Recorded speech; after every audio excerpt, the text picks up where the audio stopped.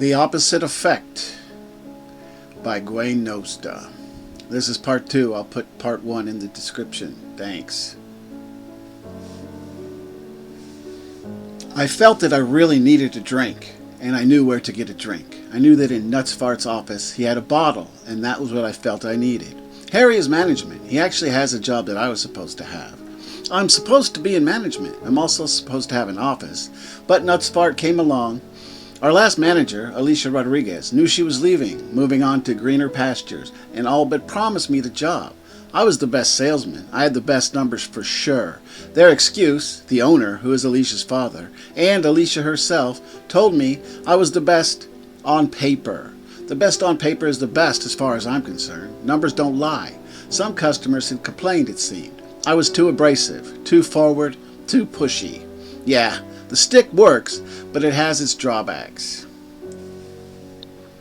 They decided not to promote from within. Alicia found someone outside the company, Harry Nutsfart, or Nutsfart as I call him. One of the first things he did was completely shut down the second floor. All us normal salesmen, including team leaders such as myself, lost our offices and were shoved into cubicles on the first floor. I guess he wanted to save the company some money on rent, and I guess he succeeded. A few guys left, and I almost did, but no one would hire me when I interviewed for other jobs, and it was difficult to get a recommendation because I couldn't get one from work, as I didn't tell them I was leaving. So, I was stuck in a cubicle when I used to have an office, and I was passed over for promotion when I was a shoo-in for it. Anyhow, Harry had a bottle of Jack Daniels that he kept in the bottom right drawer of his desk. Alcohol at work is forbidden, and even at sales meetings, our boss frowns upon its use. Of course, he can do whatever he wants, and does, because he is management. However, I have to say, I've never seen him take a drink in his life, only offer to others meaning VIP clients, not peasants such as myself. His office is decked out quite elaborately, and even includes a massive mahogany desk. A far cry from the pressboard shit us peons have in our cubicles. He even had an oak bookcase built into the wall where he could display his expensive antiques. I'm pretty sure that he didn't personally pay for the furniture in the room. Nutsfart's office was unlocked, and I was able to just open the door and walk right in. Unfortunately, the same couldn't be said for his desk. All the other drawers on his desk were unlocked. They didn't even have locks. The one on the bottom right, the only drawer I wanted, did have a lock. I pulled hard and it wouldn't budge. I kicked it with the same result. I rummaged through his desk, found a steel ruler, a nice one with cork on the bottom to prevent it from sliding. It was thick, but not thick enough. I bent it and ripped off some of the cork. Useless. I tossed it aside and pulled out everything in his top dressed drawer. A stapler, papers, pens, useless shit. While doing that, I managed to spill most of the contents of his desk onto the floor. Who the hell needs half this shit in the 21st century? A ruler? Are you a fucking math teacher? My eyes happened to rest on something that would work on his desk. He had an antique letter opener. It was thick, almost like a dagger, and it had an odd brass duck handle. The son of a bitch was heavy, too. I shoved the tip into the fraction of an inch opening at the top of the drawer. Once there was leverage, I slammed it up. The wood began splintering and cracking, and I felt it giving. I used more force, and there was suddenly a loud snap as the letter opener broke right as the drawer flew open. "Jackpot," I said aloud as I eyed the bottle. Jackpot indeed. I immediately recognized that condescending voice. I looked up and there was Nutsfart, standing in the doorway, just glaring at me. He has almost skeletal in appearance, creepy looking. He is far creepier when he's upset with you. Shit. Shit? Shit is all you have to say? He said the words calmly. He did everything calmly. I've never seen the slightest amount of anger expressed by him. That's not exactly a positive. He never shows any emotion at all, and seems to even disdain friendliness. He is pompous and pretentious, and even sometimes seems to almost speak in what I am sure he thinks is a more upper-class accent, as I guess he considers that group of people to be superior. I didn't say anything, of course, but it all came back to me, the reason I wanted a drink. I can't talk my way out of this, I thought. "Go ahead and try," he said, evenly, directly. I wasn't looking at or making eye contact with Janet or Nerdboy when they seemed to have read my thoughts, but Nutsfart was only 8 feet away, and I knew he could see my mouth. I also knew that my mouth wasn't moving when I thought, douchebag. He didn't seem to have noticed that my mouth wasn't moving. It amazes me that you are a top salesperson. On paper. Is this how you close deals? Douchebag? Fuck you, was all that came out of my mouth. But of course not all that came out of my mind. This should be my office, my desk, my fucking job. This should be my lame, broken brass duck letter opener. I still had it in my hand, the heavy brass handle of it, weighing at least 3 or 4 pounds. Maybe it should be. Maybe it shouldn't be. However, it's my pleasure to inform you that you no longer have a job. Not my job, not your job. You have no job. Consider yourself terminated from our employment. Stick time. With barely a thought to what I was doing, I lobbed the handle at his head. Now normally when I refer to the stick, it is threatening, but I certainly don't get violent. The stick for me is also manipulation and maybe a little bit of bullying, but usually not violence. That is, until I threw the brass duck. He was able to deflect a direct hit to his skull. Barely. He brought his arm up in time and it struck his wrist, then glanced off his temple, the jagged remnant of the blade scratching and drawing blood. He stood in shock for a moment before composing himself. You couldn't content yourself with the loss of a job. You had to push it further. I suppose you want to go to prison. Well, I'm happy to oblige. I had myself under a bit more control when I stood up and left his office. I walked within 1 foot of him, despising him, furious. Still, I was able to prevent myself from doing any further physical harm. That's only physical harm, of course. Cunt, douchebag, ass face. Have a pleasant morning, Mr. Sutman. To his credit, he didn't flinch away from me, nor did he seem to get angry. Eat a bag of dicks. After my experience with the pretentious douchebag nuts fart, I soon realized that I still wanted to drink, probably more than one. I didn't bother cleaning out my desk or retaining anything decorative from my cubicle. I didn't have much personal stuff there, and what I did have I didn't really care so much about, including the photos of my children. I could have stopped at a 7-Eleven or a grocery store, but there's a liquor store near my condominium complex that I decided to go to. I don't have many friends. Maybe I don't have any friends, but I did like the guy who ran the place. Was he a friend? Perhaps not, but I liked him, and I don't like most people. Unfortunately, when I arrived, Ahmed wasn't there. I don't know why I didn't think of that possibility before. He was usually there, but sometimes his nephew was running the place. I suppose Ahmed needs some time off on occasion, but why that time? I do not like Ahmed's nephew.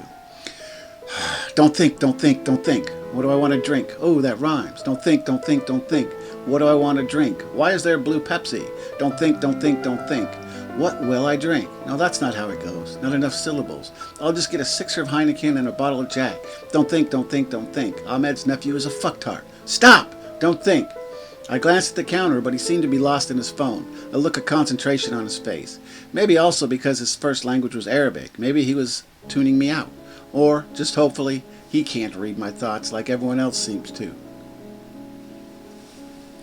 Now, the primary reason that I don't like Ahmed's nephew is due to the fact that he insists on declaring his Christianity in almost any conversation. I have heard him tell complete strangers, customers who just stopped in for a purchase and didn't speak a word to him, that he was Christian. Maybe he wanted to be liked in a nation that was predominantly Christian, primarily after 9/11. I don't know. But it's just weird. Not carrot or stick. So unnecessary. So unusual. So damn weird, especially if you don't need anything from the other person.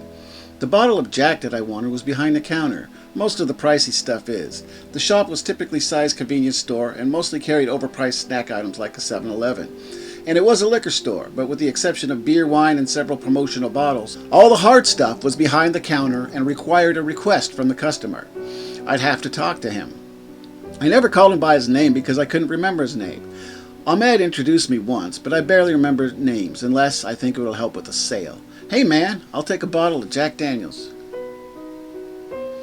A fifth? He had a slight accent, but not as strong as Ahmed's. Different generation.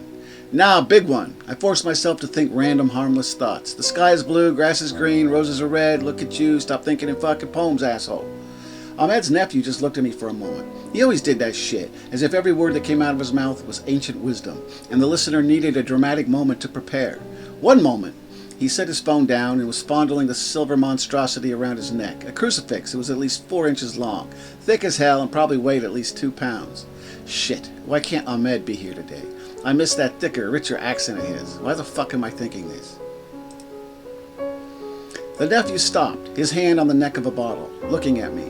That probably was a weird thing to say, probably not even normal to think. Ahmed has a doctor's appointment today. Even if no, he could take time off, yes? Certainly, I replied. Watch it, Jack. Sing a song, recite a poem, do anything but think. Often a tune will involuntarily get stuck in my head, but try as I might, I couldn't think of a single song at that moment. But I was lucky enough to think of a poem from childhood. Shel Silverstein. better than nothing. He walked back toward the register with my bottle in his hand. Anything else? I eat my peas with honey. I've done it all my life. The beer, too, please. It makes the peas taste funny, but it keeps them on my knife. Ahmed's relative then looked at me strangely, without having rung anything up on the register. Are you okay, Jack? I actually heard concern in his voice. It's odd, but I always thought he disliked me in the same manner that I dislike him. His hand went to the crucifix wrapped around his neck on a thick chain. He began to caress it. Fucking weirdo, I thought. What? He didn't seem angry, but the concern had gone into his eyes. I could see it, there, just beneath his dark brown irises.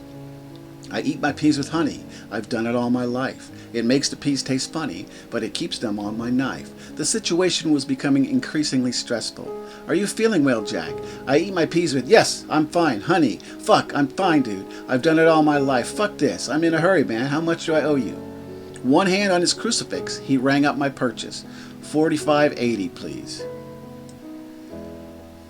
I looked through my wallet, but was having trouble counting and deliberately thinking nonsense at the same time. Beer, honey, peas, I have $126. Sky, pussy. Pussy? Don't think that shit now. Blue, knife, in 620s, a 5 and a 1. Honey, peas, Jack Daniels. I want to get drunk as quickly as possible. Give him honey, peas, 220s, a 5 and a 1. Dogs, knife. I practically threw the cash at him. Keep the change. He looked at me somberly, not touching the bills on the counter, both hands on his crucifix now, fondling it, almost massaging it.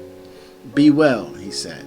I moved so quickly toward the door, thinking that it wasn't so bad. At least I didn't piss off anyone or get fired or accused of sexual harassment. Okay, not so bad. As I hit the exit, while mostly looking over my shoulder, I slammed directly into someone else. Shit. No shit. Excuse me. Whoa, handsome. In a hurry? The man was smiling. I wish that was all I noticed, but that's not the way it happened, of course. He was a black guy, maybe in his late 20s or early 30s. So far, no problem. My father despised racism, and I was brought up the same. This man, however, was more than a little bit effeminate, dressed all in purple satin, almost velvety in places, bizarre clothes that exist for no reason I could fathom, and his mannerism left little doubt. His left upper arm was parallel to his rib cage, but the forearm extended out, wrist cocked, like he was waiting for something to drop from the sky into his open palm. Then I noticed the bag, exact same shade of purple as the rest of his clothing, and the reason his arm was pressed up against his body, holding the strap. I imagine he wouldn't have called it a bag, but an accessory. Is that a fucking purse? He didn't say anything, but his smile dimmed slightly, although he still maintained eye contact. My father might have been appalled by racism, but he had other prejudices. I realize now, and they might have passed on to me, only now I look back and realize it. I'm sure my father never came to that level of awareness, and he would have probably heavily denied any statement that insinuated so. He actually had a gay friend that would come over for a few drinks with my father on occasion. My father always treated him with the utmost respect, and on one hand seemed to completely accept him. However, on the other hand, he still joked around with his heterosexual friends, and even me. Why don't you have a girlfriend yet? You some sort of Why don't you play these sports? Really? You can't do a little work in the yard? Are you queer? In turn, I went through high school where the biggest insult you could achieve beyond calling someone's mother a whore was to call someone gay. It was a different time, and the world was much less PC. If you haven't guessed what happened next, I'll tell you. It just leapt unconsciously to the front of my mind with no warning, and seriously, no conscious thought at all. The man said not a word. The smile faded and he pursed his lips. His facial expression wasn't replaced by anger or even hate. It was pain. A sadness crept into his features, and it was like a gut punch to me for some reason. After breaking eye contact and lowering his gaze to the floor, he brushed by me without a word, seemingly almost injured by the brief contact of our clothing. This guy, who I'd never seen before in my life, received a dose of pain. From me. For no reason but existing and encountering me. As I walked to my car, I realized that on both Nerdboy and Janet, there was that same look. Sure, they both exhibited anger, maybe tried to mask the other expression, but there was something beneath it, the same look I had just seen on the formerly happy stranger. Hurt. Pain. I drove home and proceeded to get drunk.